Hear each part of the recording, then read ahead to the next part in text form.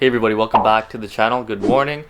If you missed my last vlog, the S3 guys, it is down. Keeps going into limp mode. I thought it was maybe the N80 valve that could probably help it out, but fortunately that was not it. Limp mode came back later that night. So what we're going to do, we're going to bring the car and drop it off at the shop, and we'll finally figure out what's going on with the car. So let's head there right now.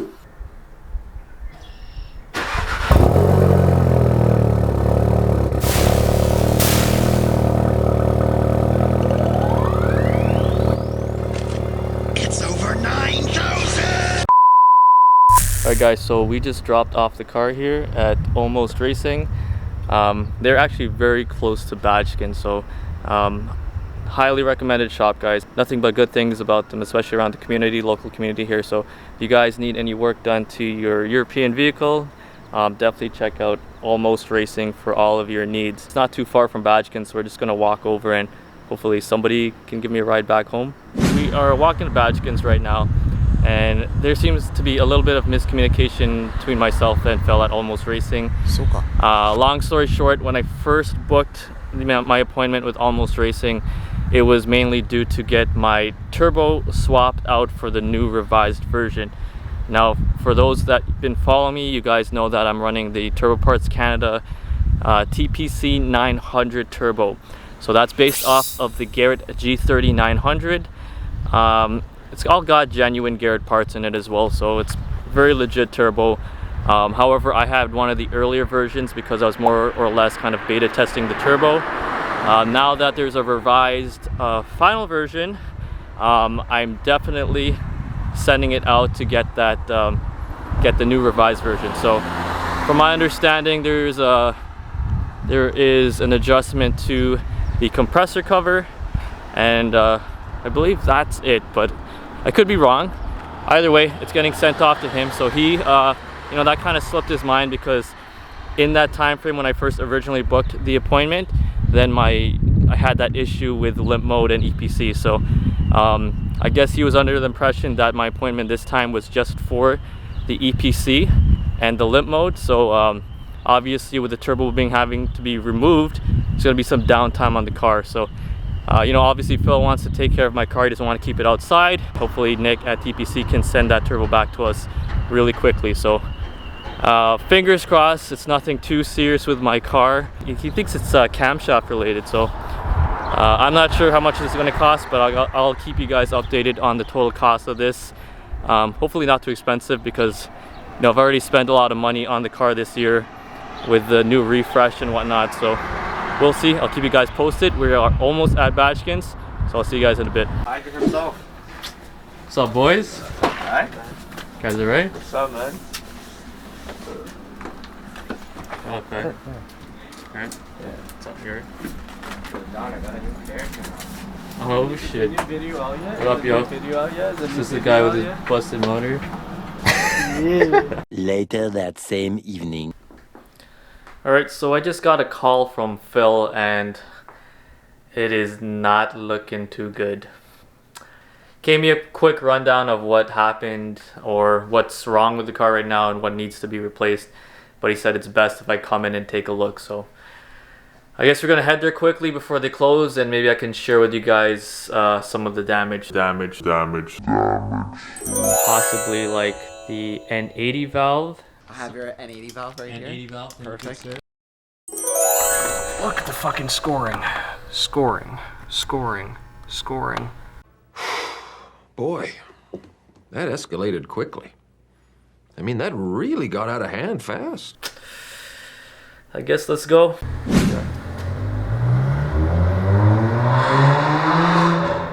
See the chomp mark here? Yeah. It's like a horizontal scratch. Okay. If you look all the way around. Scratch. So what do you think that? Pliers. See that? Look at that. See that? You can high def that in there. Yeah. Like somebody used a set of ice grips to move this camshaft in a position where they shouldn't, or in a position where they could get it on. But the thing is, this is a machine surface, so So it needs which to be was where completely the which is where the cam bridge slides on. So when you mar the face of a machine surface like this, and you apply this cam bridge over here, this is where it's supposed to slide. You see that's where all the aluminum probably came from, as it just started eating. I see all the marring in there. Look at that, look at that. Yeah. Yikes. So this is where it was probably hammered on. I wouldn't say probably, it was hammered on. Yeah. Because it's the only way that this would have vertical scoring like that, which is unfortunate. And same with the other cam, right? So if you look at this cam, this is the intake cam, there's a lot of vertical scoring here. Look how deep that is. Yeah, I can see that. Yeah, that's not damaged through rotational movement. That's damaged through somebody gripping it with a set of pliers and moving it, which is a huge no-no. So, hear that? So that's the sound. Well, you're having a loss of oil pressure. Like, see all the scarring here. Yeah, because I actually ran the codes last night before I brought it, and I saw an oil pressure code. Yeah, you're getting a lot of oil pressure fault codes. A little bit concerning. What do you think? You think in bottom end too, possibly? Well, we're not seeing any damage. Well, the oil pan's back on now. Yeah. We didn't see any bearing material, but there was a lot of aluminum paste. You're thinking it's from the head? There's a lot of damage on that head. Yeah. So these machine journals here kind of sit over here, right? I can't really grab. This one I can grab with my fingernail. Fingernail, yeah. Yeah. So these, typically when these are badly marred, the head is garbage. Yeah. It's supposed to have that nice consistency. See that? And then you see the other side, marred. Yeah. So what we can do is because it's not completely marred, we can polish that out. Okay. And that will be fine. There shouldn't be silicone in this area of the saddle. See that? Yes. The silicone should only be around this area. And is that like pushing it onward into there? Well, yeah, it's excessive, right? Yes. And second of all, you shouldn't be using silicone. You should be using anaerobic sealant, which is what this engine calls for. Anaerobic sealant, Adam and I were talking, he was mentioning that the clearances of anaerobic are tighter than silicone. You see this? Yeah. So the saddle's not sitting fully on the face of the cylinder head at this point. Okay. You have this fucking cushion area here. Look how big it is. Yeah, I see that. So it's not seating correctly, which could be adding to the damage on the cams. So no silicone should be here or here. It should just be a thin bead here, here, in and around this area here, not on this area, and all the way around where this trail is. So that's a little bit nuts there too. So do you think the cause of the damage was partially how they seated this to the That camera? is a major discrepancy. Yeah. That for me would be negligence. Yeah. This is just ignorance. That's negligence. Okay. And do you think it's a combination also the raised rev limit too, possibly? Well, that can hurt the cam adjuster, but I mean, if you're not getting proper oil pressure to the cam adjuster because this isn't seated correctly, Right. this is fucking chewing up on itself where oil pressure goes through as well to activate this. Okay. You have a number of factors here, right? So you got this guy here, which locks onto this part of the cam. Then you have a check valve here, and there's oil passages through here that the check valve, but the valve allows an oil to activate this. Okay. So if the oil is spewing out of this area and not entering the correct part, Yeah, okay. it's going to cause that issue as well. Look at the fucking scoring. Oh, wow. Scoring. Like, this should not look like this. And when you get this kind of scoring, this wheel that's supposed to move with the cam lobe does this. It oscillates. Okay. And what that does is it can cause intermittent misfires and weird driving conditions. there's some that are worse than others. I'd say this one's really bad. Yeah. And that's from debris. Probably from aluminum being pushed through the cylinder head from the cam saddle being torn up. Yeah. Okay. See how bad this guy is? So these guys come out. You look here, not too much scoring on the, thankfully not too much scoring on the lifter bore, or the lifter, but I would change this whole assembly. The lifter and the roller as well, or the follower rather. Was anything dislodged when you? Nope. Yeah. No. Look at this one here. And you see all this weird shit here, this debris? Yeah. It's just all this shit inside of it right now, right? So we'll clean all this up. We'll put all new componentry. I'm gonna have a closer look at the valve springs to make sure none of them are broken. Well, I was gonna ask, do you want to do the valve springs? Should I be upgrading the valve springs at this Now point? would be the time to do it. I was gonna say so. Because we can do the valve springs while the head is still on. Yeah. Like we just use compressed air and we can carefully pop them out and put in new springs. It's not a problem. So that might be a good idea, I think.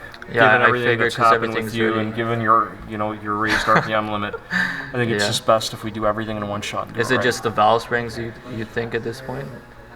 I can tell you from experience that valve springs make a hell of a difference on these engines. Okay. Yeah, they're too soft. So when you run into higher boost pressures, the exhaust valve is trying to hang open because it's not strong enough to keep it closed with the exhaust manifold, or rather, well, this is not really a manifold, it's part of the head. Yeah, it's right on top of the head, right? Pushing back on that valve face, right? Okay. So you're going to get better response and better power, and it's going to be more consistent and all that fun stuff. Okay, so definitely, yeah, it's worthwhile to do the upgrade while it's opened up.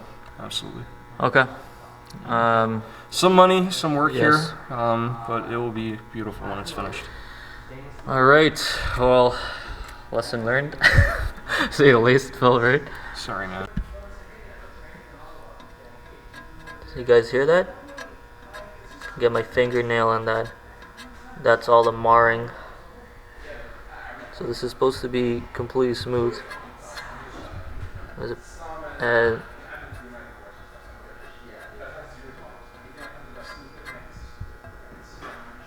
there's a comparison.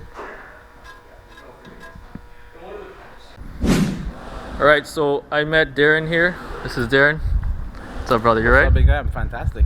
Alright, so I'm just loving this color combo with the satin finish and the yellow accents. Can you just run me through what you got in the car right now and what you did? Absolutely. Tune-wise, I've done an APR Stage 2 tune. Okay. It's running custom exhaust from hot rods, valved, all the way from the cat back. Okay, cool. Recently this season, I got a tuxedo wrap. I was going for a satin and gloss wrap sort of finish. And then, so I personally am looking to wrap my car. It's kind of like a matte finish, but you said you ceramic coated this, right? Absolutely, from top to bottom. And since I've ceramic coated it, nothing really sticks to it. Like you can see the dirt just kind of falls off for the most part. I do like this gloss stripe you got on that. I just like noticing that too. It's a nice contrast from the matte, or the satin, sorry. Yeah, I try to keep the accents just kind of similar, especially the same shade. You got a carbon like M4 style spoiler, right? Yeah. So what you got in here? A custom wrap wheel, forged carbon on all the accents that were originally chrome. Same interior to match the exterior accents. Yeah, like Painted that. the pedals myself. Yeah. Got the steering wheel wrap in suede and the yellow Alcantara, Alcentra. Yeah. The Alcantara. Yeah, I got the custom shift knob from WCT. Oh, is it BFI? Yeah, I got that from those guys. Nice. Heavy shift knob, and it's been beautiful. So APR Stage 2, you said? APR Stage 2. And then how much power does that put out? I'm putting just below 400 to the wheel right now, 395. That's good, man. Yeah, it's decent. I gotta keep up with most of the guys. So No, that's but good. honestly, like that's a lot more power than I was expecting for a Stage 2, right? So any future plans for the car? Right now, Stage 3 is my next, looking at that probably for next season. Intercooler, new turbo, remapping. I really like the what is it? I've seen a lot of guys with the unit, and you can see it right through the grill. It looks crazy, right? Yeah, I've seen those too, man. Those look hot. Yeah. Those look really hot. But, so is that what you're looking to go for the future? Yeah, probably. It all depends on kind of where my head's at the time and Yeah. who I talk to and what deals are available, right? Awesome, man. Well, honestly, I'm loving the look of the car, man. You did a good job. Thanks, man. That's much appreciated. Hope to see you in the season when this guy's back on the road. But yeah, pleasure meeting you, Definitely, brother. likewise. Definitely. Purr by the time we're done with it, man. What's that? It's gonna purr when we're finished. Oh, I'm sure it will be. Should have done this from the beginning, eh, Phil? Yeah, I try to get it all around as best as I could. Yeah, so we got the. Yeah. There you go. RS5. It's the steering wheel. Yeah. Here's Phil's RS5. Sounds beauty. But yeah, you got your gloss rack stripe going back here with the yellow pinstripe. And I just noticed this, if you look at a certain angle, you have that nice little accent going right across the spoiler. It's a nice touch, man. Very nice. Guys, make sure you follow Darren, d._Dowdy. Give him a follow, guys. Take a look at this ride. Very nicely done. Get Phil's. Oof. Too nice. Too nice. Oh man, sounds so good. Well, it's gonna be a little bit more work that needs to be done to this than I was hoping for, but car is now in good hands, and it's a matter of just getting the parts in and getting this slapped together, and she'll purr like a kitten. That was just an update from Phil at Almost Racing on what was going on with the engine. So obviously not the best news, guys. I think this is not going to be a cheap fix by any means. The exhaust cam itself is like, I just checked online, it's about like $1,000 alone, give or take, like $1,000 to $1,200. And that's not including all the other parts I need to purchase to repair this car and get it back to being healthy. So obviously it looks like I was driving with a hurt motor for some time now. I'm pretty bummed out about this, but this is not the worst case scenario. Worst case scenario would be maybe the head was garbage, it was, you know, beyond repair, and maybe the bottom end was just done as well, and it was just the whole motor just had to be rebuilt. That would be the worst case scenario, and you know, I'm thankful that is not the case. Now that the head is opened up, I'm probably gonna, you know, upgrade the valve springs and retainers that it was initially supposed to do when I first built my motor. Now that it's open, I might as well do it to maybe increase longevity and reliability with the car. I'm gonna have to price out all the parts in general. I'll probably give you guys an update on the cost of that. But you know, at the end of the day, I'm really disappointed to see that this was a cause of negligence due to the last shop that built my motor. They used some kind of tool with teeth, perhaps vice grips or whatnot, to remove the camshafts and separate it from the cam bridge, it looks like. That surface is actually supposed to be fully smooth. It's a machine surface. However, as you can tell from the video and what Phil was pointing out, there's some obvious like teeth and denting in it. So that was one of the causes for my oil pressure issues that I was getting. You know, big shout out to Dirk. He mentioned to run the codes on the engine module, and I was able to get that code that said it was a low oil pressure warning. So that totally makes sense now.